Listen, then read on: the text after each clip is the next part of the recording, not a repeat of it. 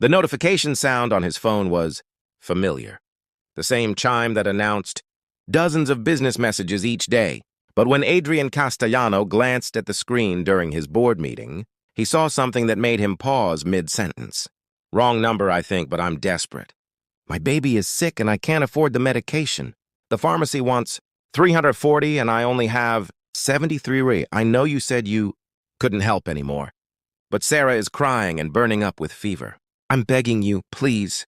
Adrian stared at the message. His prepared speech about third-quarter projections forgotten. Around the conference table, 15 executives waited for him to continue, but his attention was entirely on those words. My baby is sick. Excuse me, Adrian said, standing abruptly. We'll reconvene in 20 minutes. He left the room to a chorus of confused murmurs and dialed the number that had sent the message. It rang 4 times before a woman's voice answered, breathless and stressed. Thank God, I didn't think you'd call back. I think you have the wrong number, Adrian interrupted gently. But I got your message. About your daughter. About the medication. There was a long silence then. Oh, God. Oh, no. I'm so sorry. I meant to text my ex. I'm so sorry. Please just delete that. I'm mortified. Wait, Adrian said quickly before she could hang up. Your baby is sick. You need medication. What pharmacy are you at? What? Which pharmacy? Adrian repeated, already grabbing his coat. I'm going to take care of it. You can't just... I don't even know you. I sent that message by mistake. I know, but your daughter is sick and you need help. That's all that matters. Which pharmacy? There was another pause, and Adrian could hear a baby crying in the background, a miserable, congested sound that tugged at something in his chest. Sullivan's Pharmacy on Maple Street, the woman finally said, her voice breaking. But I can't just accept money from a stranger. I shouldn't have even sent that text to my ex. I was desperate and not thinking clearly. What's your name? Adrian asked, already heading to the elevator. Emma Reyes. Emma, my name is Adrian. I'm going to call the pharmacy right now and take care of the prescription. And then, if you're willing, I'd like to bring by some things for your daughter. Food, diapers, whatever you need. No strings attached. Just one person helping another. Why would you do this? Emma asked, bewildered. Adrian thought about how to answer that as he stepped into the elevator. Because 10 years ago, I was a kid sleeping in my car with my mother. We were homeless for 8 months. And one night when I was sick, really sick, probably pneumonia, a stranger at a gas station gave my mom money for medicine in a motel room. He said the same thing I'm saying to you now. Just one person helping another. That stranger probably saved my life. I've been looking for ways to pay that forward ever since. Emma was crying now. I don't know what to say. You don't have to say anything. Just give me half an hour. Adrian was 34 years old, with dark hair and the kind of polished appearance that came from years in boardrooms and investor meetings. He'd built Castellano Tech from nothing, a kid with a laptop and an idea, turning it into a company worth $200 million. He wore custom suits and drove a Tesla and lived in a penthouse that overlooked the city. But he'd never forgotten what it felt like to be hungry, to be scared, to watch his mother cry because she couldn't afford to keep him safe and healthy. And when opportunities arose to help others in similar situations, he never hesitated. 25 minutes later, Adrian stood outside a modest apartment building in a neighborhood he recognized as struggling but safe. He carried several bags from the pharmacy and the grocery store. Not just the prescribed medication, but children's pain reliever, a thermometer, Pedialyte, and formula, plus food for an adult who probably hadn't been eating while caring for a sick child. The woman who opened the door was in her late 20s, with long brown hair pulled back in a messy ponytail and exhaustion written across her face. She wore a brown cardigan over a simple dress, and there were what looked like spit-up stains on her shoulder. In her arms, she held a baby, maybe 6 months old, with red cheeks and glassy eyes, wearing a light blue onesie. Adrian? Emma asked, her eyes widening as she took in his appearance. His white button-down shirt and dress pants probably cost more than her monthly rent. Emma, hi. Adrian held up the bags. I got the prescription and some other things I thought might help. Can I come in? Emma stepped back, looking overwhelmed. Yes, of course. I'm sorry, the place is a mess. Sarah's been sick for 3 days and I've barely slept. The apartment was small but clean despite Emma's apology. There was a world map on the wall, old and slightly faded, and toys scattered across the floor. A playpen stood in one corner, and the couch looked like it had been converted into a makeshift bed with pillows and blankets. "Please, sit down," Emma said, gesturing to the couch. "Can I get you something to drink? Water? Coffee? I'm afraid that's all I have." "I'm fine, thank you." Adrian set the bags on the coffee table. "How's Sarah doing?" As if in answer, the baby started crying, a pitiful, congested sound. Emma immediately started bouncing her gently, making soothing noises. "She's miserable," Emma said, her own voice thick with tears. "She's had a fever for 3 days. I took her to the urgent care clinic yesterday. I had to put it on a credit card. I'm already maxed out on, and they said it's an ear infection. They prescribed antibiotics and fever reducer. But when I got to the pharmacy..." She trailed off, clearly embarrassed. "You didn't have enough to cover it," Adrian finished gently. "I understand. Medical care is expensive, even with insurance." "I don't have insurance," Emma admitted. "I lost my job 4 months ago. I was working as a graphic designer for a small marketing firm. But they went under. I've been doing freelance work, but it's not steady. And childcare is so expensive that sometimes I'm barely breaking even. Sarah's father, my ex, he was supposed to help. But he moved to another state and stopped answering my calls. I thought maybe if I texted him about Sarah being sick, he'd care enough to help, but I guess I typed the number wrong. And..." She laughed, but it was a broken sound. "And you got my desperate message instead." "I'm glad I did," Adrian said. "Here, let me show you what I got." He pulled out the prescription medication first, then the other items. Emma's eyes filled with tears when she saw how much he'd brought. "This is too much," she whispered. "I can't possibly accept all this." "Yes, you can," Adrian said firmly. "Emma, your daughter is sick. You're struggling. Let me help. That's all this is, help. No judgment, no strings. Just help." Emma sat down on the couch, still holding Sarah, and started crying in earnest. "I've been trying so hard to do this alone, to prove I could handle it, but I'm drowning. Every month it gets harder. I'm behind on rent. I've been eating 1 meal a day so I can afford formula. I sold most of my furniture, my laptop, everything I could sell. And it's still not enough. I keep thinking about what happens if we get evicted. Where would we go? I don't have family. Sarah's father is gone. I've been so scared." Adrian felt something crack in his chest. This could have been his mother decades ago. This could have been him and his mom, desperate and alone. "You're not alone anymore," he said quietly. "I'd like to help you, Emma, not just today, but ongoing. I want to make sure you and Sarah are okay." Emma looked up at him, her eyes red from crying. "Why? You don't even know me." "I sent you one wrong text message." "Maybe it wasn't wrong," Adrian said. "Maybe it was exactly right. Maybe the universe knew you needed help and put that message in front of someone who could provide it." "I don't believe in the universe doing things like that," Emma said. "Neither did I until about an hour ago," Adrian admitted. Over the next hour, Adrian learned more about Emma's situation. She'd gotten pregnant at 28, during what she'd thought was a serious relationship. When she'd told her boyfriend, he'd immediately ended things and made it clear he wanted nothing to do with the baby. Emma's parents had passed away years earlier in a car accident, and she had no siblings, no close family. She'd been managing on her own until the company she worked for collapsed, taking her steady income with it. "I'm not looking for a handout," Emma said firmly, even as she gave Sarah the prescribed medication with obvious relief. "I'm capable. I'm skilled. I just need a break, a chance, time to get back on my feet." "I believe you," Adrian said, "and I think I might be able to help with that too. My company is always looking for talented designers." "What's your background?" Emma's eyes widened. "Your company? What kind of company?" "Tech, software, apps, web development. Castellano Tech. Maybe you've heard of it?" Emma's jaw actually dropped. "Castellano Tech, you're Adrian Castellano." "Oh my God, I interviewed with your company 2 years ago for a senior designer position." Now it was Adrian's turn to be surprised. "You did?" "I didn't get the job. They said I was talented, but they went with someone with more experience." Emma laughed, a slightly hysterical sound.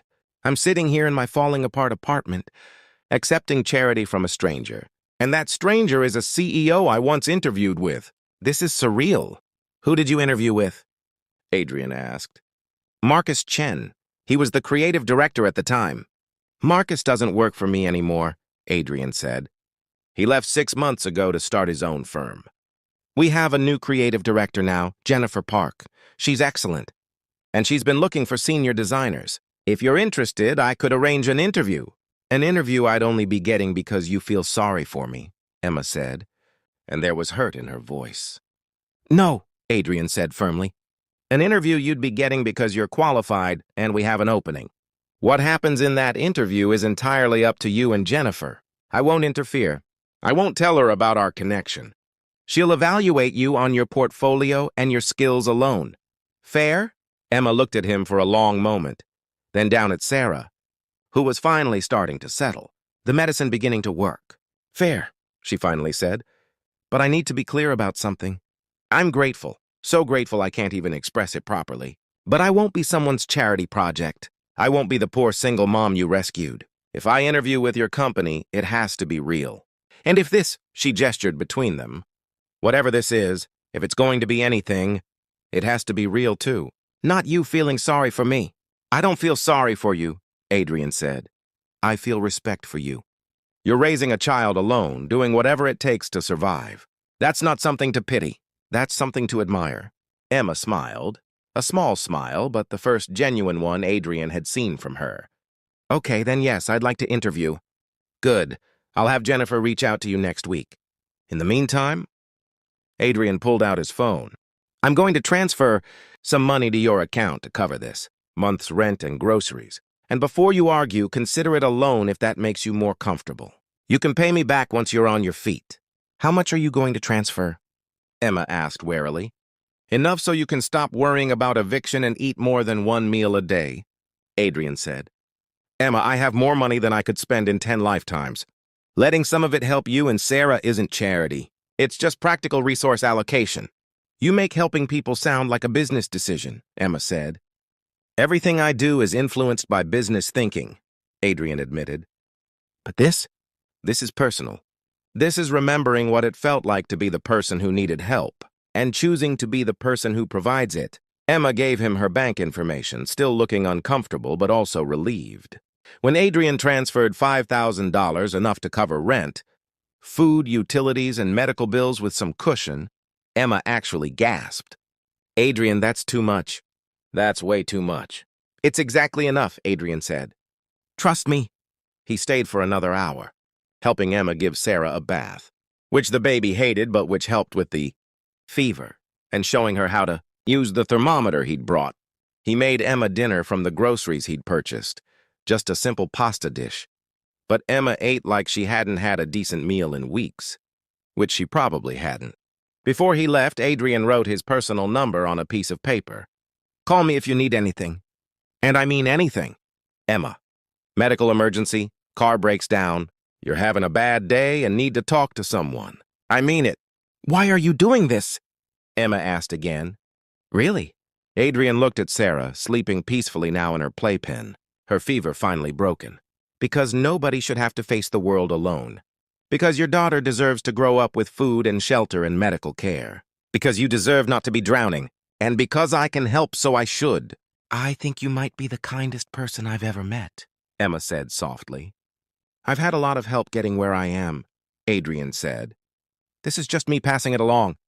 Over the following weeks, Adrian stayed in touch with Emma. He checked on Sarah's recovery. She bounced back quickly once the antibiotics kicked in. He sent Jennifer Park Emma's portfolio without revealing their connection. And when Emma aced the interview and was offered a senior designer position with a salary that would comfortably support her and Sarah, Adrian felt a satisfaction that was different from any business success he'd ever achieved. I got it, Emma called to tell him, her voice bright with joy. They offered me the job. And Adrian, Jennifer said it was entirely based on my portfolio. She said she doesn't even know how I ended up in their candidate pool, that I must have applied through their website. She doesn't know about you. That's because I kept my word, Adrian said. You earned that position, Emma. I just opened a door. You walked through it. Can I buy you dinner to say thank you? Emma asked. I know it's probably weird given the circumstances, but I'd like to thank you properly. You don't owe me thanks, Adrian said. But yes, I'd like to have dinner with you. They met at a modest Italian restaurant in Emma's neighborhood. Emma had arranged for her neighbor, an elderly woman named Mrs. Chen, who apparently adored Sarah, to babysit. She wore a simple blue dress and had styled her hair in loose waves, and Adrian thought she looked beautiful. You clean up nice, Emma said with a smile, when she saw him in jeans and a button-down instead of his usual suit. I wasn't sure CEOs owned casual clothes. I have one pair of jeans, Adrian admitted. I bought them specifically for tonight. I didn't want to intimidate you with a suit. Emma laughed, a real laugh, full and warm. You're a weird billionaire. Millionaire, Adrian corrected. Not quite billionaire yet, though we're working on it. Over dinner, they talked about everything and nothing. Emma told him about her life before Sarah, her dreams of being a designer, her parents who died too young. Adrian told her about his childhood, his years in foster care after his mother died, the family who'd eventually adopted him and given him stability. So you really were homeless, Emma said. That wasn't just a story to make me feel better. It was real, Adrian confirmed. 8 months in a car. Then my mom died and I went into the system. I bounced around until I was 16 when the Castellanos adopted me. They gave me everything, stability, education, belief in my potential. I owe them everything. Are they still around? Emma asked. My father passed away 5 years ago. Heart attack. My mother's in a care facility, early onset, Alzheimer's. I visit her twice a week, though she doesn't always remember who I am anymore. I'm sorry, Emma said, reaching across the table to touch his hand. The contact sent warmth through Adrian's arm. We take what time we have, Adrian said. That's all any of us can do. They continued meeting for dinner, coffee, weekend outings to the park with Sarah. Slowly, carefully, friendship deepened into something more. Adrian fell for Emma's strength, her determination, her fierce love for her daughter. Emma fell for Adrian's kindness, his humility despite his success, the way he looked at Sarah like she was precious. 3 months after that first wrong number text, Adrian stood in Emma's apartment, the same apartment. Though it looked different now, with new furniture and fresh paint and toys that weren't worn or broken. Sarah, now 9 months old, was playing on the floor, babbling happily. She's walking, Adrian said, watching Sarah pull herself up on the couch. Almost, Emma said proudly. Any day now. The pediatrician says she's ahead of all her milestones. She's healthy and happy and thriving. Like her mother, Adrian observed. Emma smiled. I am thriving. The job is amazing. I'm making enough to save money for the first time in years. Sarah has everything she needs. We're doing well. I'm glad, Adrian said. And then, because he couldn't wait any longer, Emma, I need to tell you something. That sounds ominous, Emma said, but she was smiling. It's not ominous. It's just, I've fallen in love with you, with both of you. Somewhere between that first panicked text message and now, you've become the most important people in my life, and I needed you to know that. Emma's smile widened. Good, because I've fallen in love with you too. I've been trying to figure out how to tell you, without it seeming like gratitude or obligation or some kind of debt repayment. And, Adrian prompted, and then I realized it doesn't matter how it looks to anyone else. What matters is that it's real. What we have is real. It started with a wrong number text, but it grew into something true. I love you, Adrian. Not because you helped me when I was desperate. Not because you got me a job. But because of who you are. Kind, genuine, present. You show up. Not just for me, but for Sarah. You've become part of our family. Adrian pulled her close and kissed her, a soft kiss that felt like coming home. Sarah chose that moment to take her first unassisted steps, lurching forward and landing in Adrian's arms with a delighted shriek. Did you see that? Emma exclaimed. She walked! Her first steps! Right into my arms, Adrian said, his voice thick with emotion as he held. The baby girl who'd become his daughter in all but name. That feels about right. A year later, Adrian proposed to Emma in that same apartment, the place, where their story had begun, where he'd first brought medicine and groceries and hope. Sarah, now almost 2, was their ring bearer, toddling forward with the small box clutched in her chubby hands. "A year and a half ago, you sent me a message by mistake," Adrian said as he knelt before Emma. "But Emma, I don't think anything that brought us together was a mistake. I think the universe knew exactly what it was doing when it put your message in front of me. You've given me a family. You've shown me what it means to build something real with someone. You've let me love Bo.